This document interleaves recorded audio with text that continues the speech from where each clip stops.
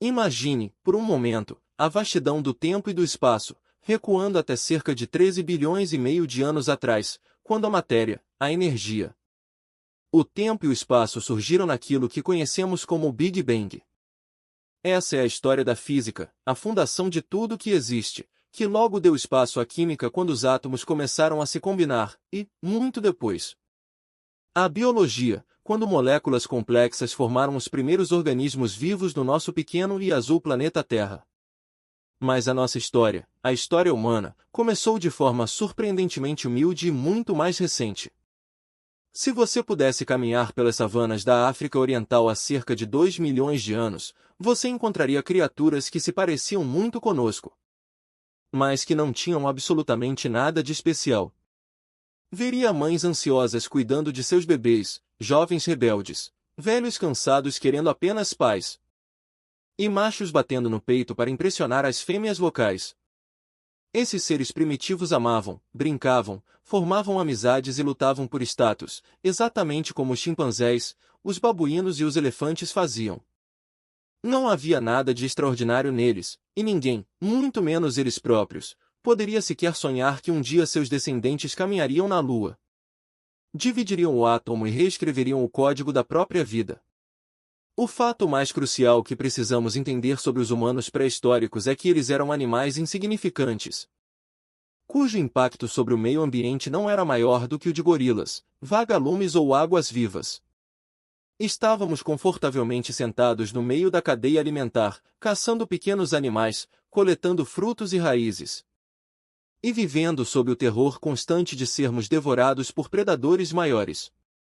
Durante milhões de anos, fomos criaturas marginais, e mesmo a nossa característica mais notável, o nosso cérebro enorme, parecia ser mais um fardo do que uma vantagem, drenando uma quantidade absurda de energia dos nossos corpos, forçando nossos músculos a atrofiarem e tornando os nossos bebês incrivelmente dependentes e indefesos em comparação com os filhotes de outros animais. No entanto, algo extraordinário e misterioso ocorreu há cerca de 70 mil anos. Um evento que mudaria para sempre o destino do planeta e que chamamos de revolução cognitiva. De repente, o Homo sapiens, a nossa espécie específica, começou a fazer coisas que nenhum outro animal jamais havia feito, espalhando-se rapidamente para fora da África, dominando a Europa, a Ásia e, eventualmente, cruzando oceanos para chegar à Austrália e às Américas. O segredo desse salto espetacular não estava em uma mudança física, mas em uma mutação acidental na fiação do nosso cérebro, que nos concedeu uma forma de linguagem totalmente nova. Todos os animais se comunicam, é claro. Um macaco pode gritar para avisar seu bando que um leão está se aproximando. Mas a linguagem dos sapiens evoluiu não apenas para descrever o mundo físico, mas para permitir a fofoca. A fofoca é fundamental porque somos animais sociais. Para sobreviver e prosperar em grupos maiores, precisávamos saber quem odeia quem, quem está dormindo com quem é honesto e quem é um trapaceiro. A fofoca nos permitiu formar bandos de até 150 indivíduos. Mas o verdadeiro divisor de águas, a magia absoluta da nossa nova linguagem, foi a capacidade de falar sobre coisas que não existem. Somente o Homo sapiens pode falar sobre entidades que nunca viu, tocou ou cheirou. Graças à revolução cognitiva, podemos criar mitos, deuses, lendas e religiões. E por que inventar ficções é tão poderoso? Porque a ficção nos permite cooperar de forma flexível em grande número. Milhões de estranhos podem trabalhar juntos, lutar juntos e construir impérios juntos, simplesmente porque acreditam nos mesmos mitos. Pense em uma empresa moderna como a Peugeot. Ela não é os seus carros, não é as suas fábricas, não é os seus funcionários. Se todos os funcionários morressem amanhã e todas as fábricas fossem destruídas, a Peugeot ainda existiria como uma entidade legal. Uma ficção jurídica criada e sustentada pela imaginação coletiva humana. É essa capacidade de criar realidades imaginadas que nos tirou do meio da cadeia alimentar e nos catapultou para o topo com uma velocidade tão assustadora que o ecossistema não teve tempo de se ajustar. E nós mesmos não tivemos tempo de desenvolver os freios e contrapesos psicológicos necessários. O que explica muitas das nossas ansiedades e da nossa crueldade histórica. Seguindo o fluxo dessa ascensão vertiginosa, chegamos a outro ponto de inflexão monumental há cerca de 12.000 anos, a Revolução Agrícola. Tradicionalmente, aprendemos nas escolas que esse foi o momento em que a humanidade finalmente encontrou a paz e a prosperidade. Abandonando a vida dura e perigosa de caçadores-coletores para se estabelecer em vilas confortáveis, dominando a natureza. Mas a verdade, revelada por historiadores e antropólogos, é muito mais sombria e irônica. A Revolução Agrícola foi, na verdade, a maior fraude da história. Nós não domesticamos o trigo nos domesticou. Pense sob a perspectiva dessa planta. Antes da agricultura, o trigo era apenas uma gramínea selvagem confinada a uma pequena parte do Oriente Médio. Em poucos milênios, ele se espalhou pelo mundo inteiro, cobrindo imensas extensões da terra. Como ele conseguiu isso? Manipulando o Homo sapiens. Nossos ancestrais viviam uma vida relativamente estimulante e variada. Mas de repente começaram a passar seus dias quebrando as costas sob o sol inclemente, limpando pedras, arrancando ervas daninhas e carregando água para garantir que o trigo crescesse. Nossos corpos não evoluíram para a agricultura, sofremos de hérnias, artrite e problemas de coluna. Pior ainda, a dieta agrícola baseada em um único grão era pobre em nutrientes, e a vida em assentamentos permanentes lotados, junto com animais domesticados, tornou-se um terreno fértil para doenças infecciosas devastadoras. É verdade que a agricultura permitiu que a humanidade produzisse mais comida por metro quadrado, o que levou a uma explosão populacional. Mas esse excedente de comida não se traduziu em uma vida melhor para o indivíduo comum. Apenas permitiu que mais pessoas vivessem em condições piores. Enquanto o pequeno excedente produzido era invariavelmente confiscado por uma nova elite de reis, sacerdotes e guerreiros. O indivíduo caçador-coletor era mais alto, mais saudável e passava menos horas trabalhando do que o camponês que o sucedeu. A armadilha do luxo se fechou sobre nós. As inovações que pareciam facilitar a vida apenas aumentaram a população e as exigências. E logo não havia mais como voltar atrás. A humanidade havia trocado a liberdade e a variedade da selva pelas correntes do campo arado. Apesar das dificuldades esmagadoras trazidas pela agricultura, as sociedades humanas continuaram a crescer, impulsionadas pela força inegável das nossas ficções compartilhadas. Como você organiza cidades de dezenas de milhares de habitantes e impérios de milhões de súditos? Você os faz acreditar em uma ordem imaginada. Códigos de leis, como o famoso Código de Hammurabi na antiga Babilônia, ou a Declaração de Independência dos Estados Unidos, funcionam não porque sejam leis da natureza, mas porque as pessoas acreditam neles coletivamente. Eles criam uma rede intersubjetiva de significado que permite a cooperação. Mas de todas as ficções que inventamos para unificar a humanidade, nenhuma foi tão bem-sucedida, tão penetrante e tão universal quanto o dinheiro. O dinheiro não é uma realidade material, não tem valor em si mesmo, quer seja feito de conchas de cauri, moedas de ouro ou dados eletrônicos em um servidor de banco. O dinheiro é um construto psicológico, um sistema de confiança mútua. E não é qualquer sistema de confiança, é o mais universal e eficiente já criado. Pense na profunda ironia de que pessoas que não acreditam no mesmo Deus, que não obedecem ao mesmo rei e que se odeiam mortalmente, aceitam alegremente a mesma moeda. Os conquistadores espanhóis que invadiram o México estavam obcecados por ouro, um metal inútil para comer ou fazer armas, mas que funcionava como uma ponte de confiança entre eles e o resto do mundo. O dinheiro permite a conversibilidade universal, transformando terras em lealdade, justiça em saúde e violência em conhecimento. Ele fomenta a cooperação entre estranhos absolutos em uma escala planetária, embora tenha o seu lado sombrio, corroendo os laços comunitários e familiares, e substituindo valores inestimáveis como a honra e a moralidade pelas leis frias da oferta e da procura. Além do tilintar sedutor das moedas, outras duas forças gigantescas trabalharam incansavelmente para unir a humanidade ao longo dos milênios: os impérios e as religiões universais. Hoje em dia, a palavra império tem uma conotação negativa, associada à tirania, à exploração e à opressão cruel de povos nativos. E, de fato, os impérios foram construídos com rios de sangue e mantidos pelo fio da espada. No entanto, é um erro histórico focar apenas no aspecto destrutivo dessas entidades colossais. Os impérios foram os maiores motores da fusão cultural na história humana. Quando os romanos conquistaram o mundo mediterrâneo, ou quando os britânicos dominaram a Índia, eles não apenas exploraram. Eles trouxeram consigo a padronização das leis, da moeda, da língua e do comércio. Eles esmagaram milhares de pequenas culturas locais, mas forjaram em seu lugar as grandes civilizações que hoje conhecemos. Praticamente todas as pessoas vivas hoje são herdeiras culturais de algum império. Nós falamos as línguas dos impérios. Pensamos com seus conceitos jurídicos e muitas vezes nos orgulhamos de um patriotismo que foi imposto aos nossos ancestrais pelos próprios conquistadores que eles antes odiavam. Junto com a espada imperial e o ouro do comerciante, a palavra de Deus, ou dos deuses, também viajou. As religiões, que começaram como crenças animistas locais, amarradas a um vale específico ou a uma árvore sagrada, evoluíram para sistemas politeístas e, posteriormente, para religiões monoteístas e ideologias universais.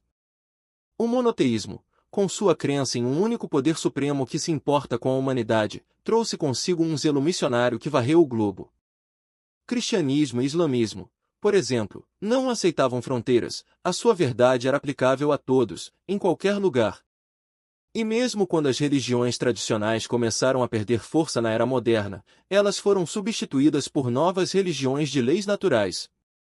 As ideologias modernas como o liberalismo, o comunismo e o capitalismo, que continuaram o trabalho de unificar a nossa visão de mundo e ditar como a humanidade deveria se comportar e cooperar.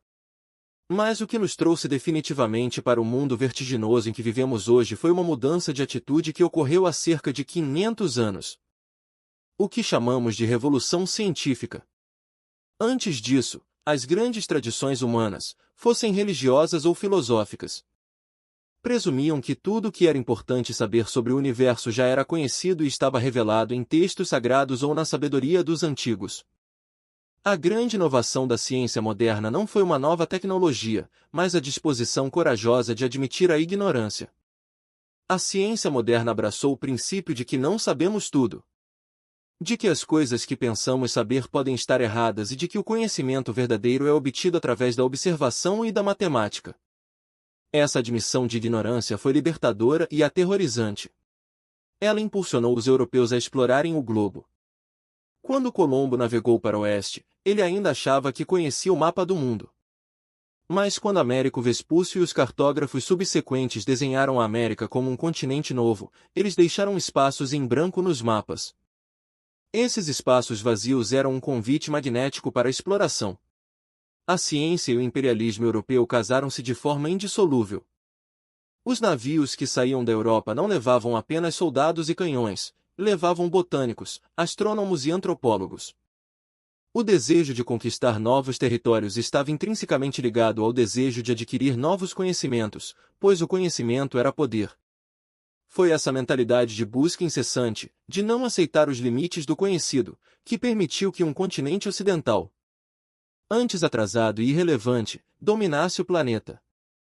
E essa fome insaciável de conhecimento e expansão estava intimamente ligada a uma nova forma de crença que se tornou a verdadeira religião do mundo moderno, o capitalismo. Antes da era moderna, a economia global era um bolo de tamanho fixo. Se você ficasse mais rico, significava que alguém ficaria mais pobre. Não havia incentivo para o crédito, porque não havia confiança de que o futuro seria significativamente melhor ou mais abundante que o presente. A genialidade do capitalismo foi a criação do crédito baseada na ideia do crescimento contínuo. A crença no progresso, alimentada pelas descobertas científicas e geográficas, convenceu as pessoas de que o bolo poderia crescer indefinidamente. Investidores começaram a financiar expedições, a construir fábricas e a investir em novas tecnologias com dinheiro que ainda não existia, confiantes de que os lucros futuros pagariam a dívida e gerariam ainda mais riqueza. O mandamento supremo dessa nova era tornou-se: os lucros da produção devem ser reinvestidos no aumento da produção. E assim, a ciência, o império e o capital formaram um ciclo de feedback formidável. O capital financiava a ciência inventava novas tecnologias e armas. Essas armas permitiam aos impérios conquistar novos mercados e recursos, e esses recursos geravam mais lucros para os capitalistas investirem. A Revolução Industrial foi o clímax desse processo, revelando um oceano infinito de energia na forma de combustíveis fósseis e eletricidade, e transformando radicalmente a produção. Mas o preço desse progresso tem sido alto, especialmente para os outros seres sensíveis do planeta. A industrialização da agricultura transformou animais, como vacas, porcos e galinhas, em meras engrenagens de uma linha de montagem implacável, ignorando completamente as complexas necessidades sociais e emocionais desses animais. A pecuária moderna criou um sistema de sofrimento em escala colossal, uma tragédia invisível que sustenta os nossos supermercados superlotados.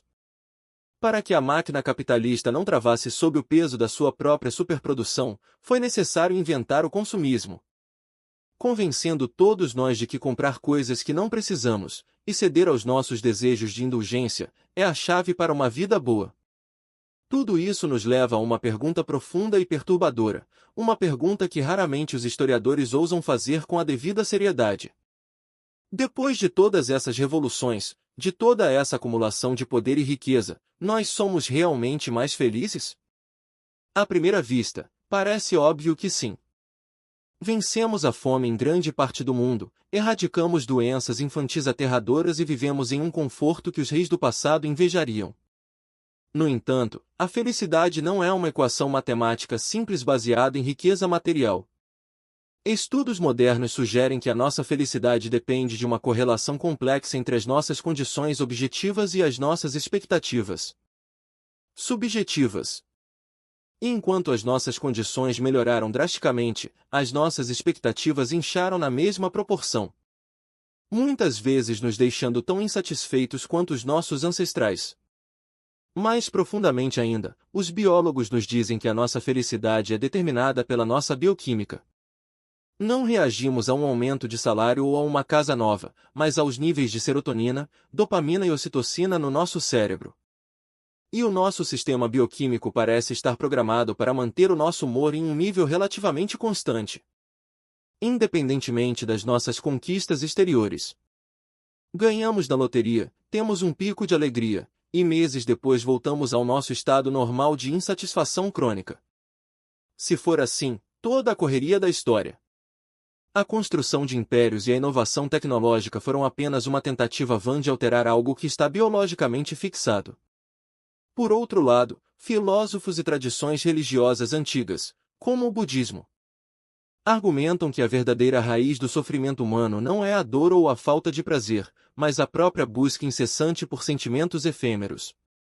O verdadeiro contentamento, segundo eles, não vem de manipular o mundo exterior ou de buscar emoções prazerosas no interior, mas de compreender a natureza impermanente de todas as coisas e parar de desejar que elas sejam diferentes do que são.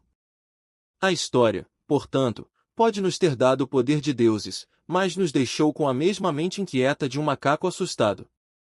E para onde toda essa jornada épica está nos levando? Estamos hoje no limiar do que pode ser a mudança mais drástica na história da vida na Terra. Durante 4 bilhões de anos, a vida foi governada pelas leis implacáveis da seleção natural. Nenhuma criatura, nem mesmo a mais complexa, foi planejada com um propósito em mente. Mas o Homo sapiens está agora quebrando essas leis antigas. Estamos substituindo a seleção natural pelo design inteligente. Através da engenharia genética, estamos começando a manipular o DNA de plantas, animais, inevitavelmente, de nós mesmos. Estamos criando quimeras e sonhando em trazer de volta espécies extintas como os mamutes ou até mesmo os neandertais. Mais além, estamos fundindo nossos corpos orgânicos com componentes inorgânicos, criando ciborgues com braços biônicos controlados pelo pensamento e interface cérebro-computador que poderão um dia nos ligar diretamente à internet. E, no horizonte mais distante, flertamos com a criação de formas de vida puramente inorgânicas. Inteligências artificiais e programas de computador capazes de evoluir de forma independente.